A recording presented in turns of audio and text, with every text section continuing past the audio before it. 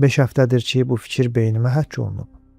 Qanımı donduran, ağırlığı altında 2 qat olduğum yalnız və yalnız bu fikir.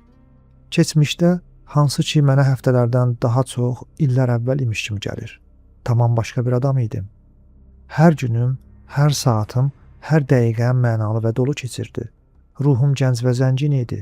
Xəyallarla əylənirdi. Xəyallar bir-birinin ardınca qarşımda canlanırdı və mən həyatın toxunduğu bu kobud və qeyri-kamil qumaşı, onun heç vaxt bitməyən mürəkkəb naxışlarını görürdüm. Bunlar gənc qızlar idi. Yepiskopun əzəmətli cübbələri, qazanılmış qələbələr, səs-küy və işıqla dolu teatrlar və sonra yenə gənc qızlar və şabalad ağaclarının böyük budaqları altında qaranlıq gecə gəzintiləri idi. Təxəyyülüm həmişə bayramları canlandırırdı. İstədiyimi düşünə bilərdim. Çünki o vaxtlar azad idim. İndi isə əsirəm. Bədənim bir zindanın içində zəncirlənib, ruhum isə tək bir fikrə məhkumdur. Qorxunc, qanlı, amansız bir fikrə. Yalnız tək bir fikrə, tək bir inama, tək bir qətiyyətə sahibəm. Mən edam məhkumuyam.